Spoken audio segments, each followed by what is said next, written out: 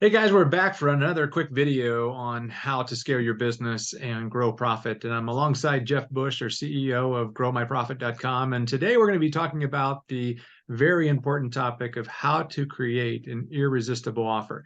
Jeff's a known expert in marketing, been in marketing for over 25 years and has a tremendous amount of background in creating offers that generate leads. And Jeff, this is just part of step 3 of our 6-step process that we cover inside of the consulting company, growmyprofit.com. Talk a little bit about your background and creating offers for so many different types of businesses before we jump into it today. Yeah, kind of taking a deeper dive into the marketing side of the business, which I think is so important. I mean, the best definition I ever heard for marketing was marketing makes it easier to sell. So that tells me sales is more important than marketing, right? I mean, everybody always is impressed by, oh, you have really good marketing. I love your marketing. But if it doesn't sell and raise revenue, it's not really that great. It's just pretty to look at. So anyways, in the marketing side of the business, I guess 4 different businesses that I built, marketing was an important piece of it. And 2 of them were business to consumer, and 2 of them were business to business. So I've got 4 companies, 2 and 2, completely different, right? Going after business owners, and what platforms you're going to use and what the offer is. And even more important, what's the lifetime value of the customer? Like my wedding business that I own right now, we do one wedding, $20,000. There's not a lot of repeat customers. California, but there's not a lot of repeat business. So I'm not looking at the lifetime value of the customer right now. Whereas the direct mail advertising company, my average customer is spending $10,000 every month. So $10,000 one order turns into 120,000. That's totally different on a B2B kind of monthly recurring revenue repeat business.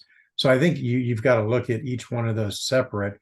You got to figure out what do you make on a customer, revenue and profit, and decide what you're going to spend, because you might spend a lot more on a customer, obviously, that's going to order every month. So we're talking to a lot of different business owners right now. Like I know we're talking to a roofer, a software company, a wine company, and they're all like, okay, is it B2B, B2C? So it's really hard to talk marketing and drive into specifics without knowing a little bit more about their business. But I'm going to try to give like an overview that works for both sides. Yeah. Well, let's talk about it. When it comes down to an offer, one of the very first things that you want to take a look at is what is the unique value proposition, or what's the unique selling proposition? What is it that this company can put into the market space to be able to craft a compelling offer that makes people want to reach out? Specific things that you would say that would be typical unique selling propositions or unique value propositions that other businesses have used, just to give those people that may not know what theirs is just yet? Yeah, I know when we had the mortgage company, just to give a strange example, when somebody called in and their credit score wasn't high enough to get the best interest rate, we would put them into credit repair. So we have an added value that, hey, we're going to raise your FICO score from 660 to 720. And we can do that in the next 90 days. So we could sell credit repair. And now we're showing up different than everyone else. Everyone else is like, hey, you got a 650 score. You're going to take a 7.5% interest rate, but a 720 score, 6.5% interest rate. So there's an example of something, a product we added on that was added value that differentiated us from the competition. I was always working on that, like we talked about my wedding business, offering to build a website and do the wedding invitations for the bride. We're adding on products that really don't cost us that much, but there's huge added perceived value. So if my wedding venue is 20 grand and they find someone else for 18,000, but I'm including the website, the wedding invitations, the flowers, it makes a difference. So it's a way to show up different than all your competition. Every business that we talk to nowadays is super competitive. There's hundreds of people doing it. So if you're going to be higher margin, so you can afford to hire more people, grow faster, bigger gross profit, you've got to differentiate yourself somewhere. And a deep dive into your company and looking at that, we can start adding on products that I think allow you to sell more, differentiate your USP, your unique selling proposition. And usually for me, it was never like one thing. It was like, I'm always adding things and I'm always making it better and changing. And not only am I selling the customers, I'm also selling my sales team, keeping them excited that, hey, we have something new, giving them an excuse to reach out and call again. So I think it was 50% of my time selling customers, 50% of my time selling my own team, that we got new stuff, and just keeping it exciting, and keeping the excitement in their voice when they're calling. If you're not doing that, you're probably, if you're, what is it? If you're green, you're growing. If you're ripe, you're rotten. Or, there's only one way to coast, downhill. I used to hear, so if you're coasting and you're not launching new products and adding things, it just tends to kind of, drop or stay flat. So. Well, a lot of companies use the concept of contrast, where they're comparing themselves to other products or services in the marketplace to be able to separate them and to show the uniqueness of what they bring to the table. Any examples of things that you've seen in the past to be able to talk and give an example to around contrast or comparison? I was just talking to a guy that runs an ad agency for apartment owners. They advertise with him to rent the apartment. And he was saying that one of the most biggest things on Google right now is like shop and compare. So what he was saying is, hey, make a list of all of your competitors and show how you're different, and kind of a shop and compare. And we used to do that in the automotive direct mail world. Everybody thought Toyota of Temecula was so expensive on an oil change compared to, the local independents. So we'd say, hey, we're $24.99 and our competitors are $19.99, but we're using an original Toyota oil filter. They're all using generic. So I love the contrast would be like the shop and compare. That should be part of your marketing. I haven't done that yet on the wedding venue. And someone's like, Jeff, people are Googling all the time, what's the best wedding venue?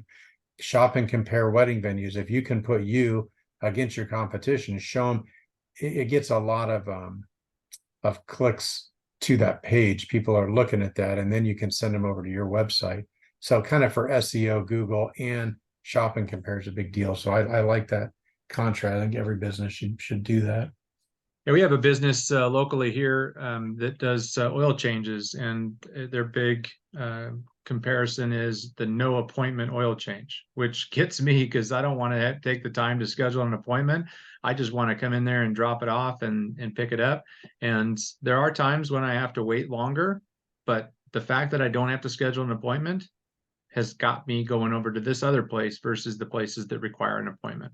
Urgency is the next one. That's pretty self-explanatory. Obviously, creating a sense of urgency around deadlines and limited quantities and things of that nature. Anything around urgency or scarcity that you've seen in the past that's really been able to build a compelling offer? And I just sent an email out this week for my wedding venue saying, hey, we only have 4 Saturdays left in 2023, and we only have 17 left next year. So that makes people think, gosh, they're almost sold out if you want to have a Saturday wedding. So urgency, scarcity, there's an example in the wedding business. There's only 4 left at this price. You see that going on in advertising, and it tends to work. It improves the offer because it doesn't feel like it's going to be forever. There always has to be a time limit.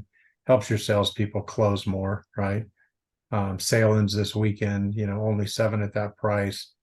They do it in the car business all the time, selling cars, that particular color. There's just not a unlimited supply of inventory. So when you can play on that, I think sense of urgency and scarcity can really push more leads in, push more sales in, grow revenue, Well, reciprocation is another factor that we oftentimes will look at, and that's just, being able to bring something of value to the table, being able to start the relationship off where you are making a deposit, giving somebody something of value before they actually get something, maybe giving them a gift or giving them some timeshare that's do this all the time, where they're going to give you something of value for listening to their presentation. Anything that you would say about reciprocation, value, or maybe social proof, testimonials, personal references from high-end influencers that are well known in the marketplace? Yeah, I mean, when I had my direct mail advertising company and we were doing $20 million a year in sales, we had 5 out of the top 10 mortgage lenders in America doing business with us. So I used their name, and it was sometimes they'd be like, sign an NDA, you're not allowed to use our name anywhere. So I, would try to specifically not have to sign an NDA because, a lot of companies are copycats of the big guys. So if they see the big guys are using you for services, they just feel instant confidence, and they're not scared to buy from you, because you're doing business with all these big customers. So yeah, name dropping, right, was always a big deal. Hey, we're working with this one, we're working with this one.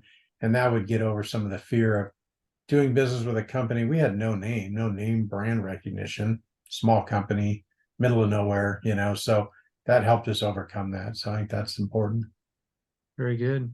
Well, as we wrap up here today and just close things out, we'd love to be able to take a look at those of you that are watching this as a recording or watching this live. We'd love to take a look at your marketing strategies and give you some feedback, share with you some of the things that we could do with our consulting to help you to grow profit, scale faster, and create a more streamlined process in the meantime. But Jeff, any closing remarks here?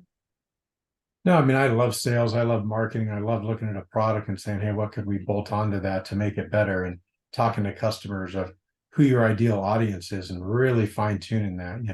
So I think some sessions there, we're kind of offering it for free just to talk to people, see if we could help improve the offer. We know we can improve revenue and profit. So yeah. Head on over to growmyprofit.com, click on the contact us button and get in touch with us, or you can complete the complimentary online business assessment. And then we can spend a little bit more time rolling up our sleeves and sharing with you how we can help you to scale faster. Jeff, thanks so much. We look forward to seeing everybody again soon. nice.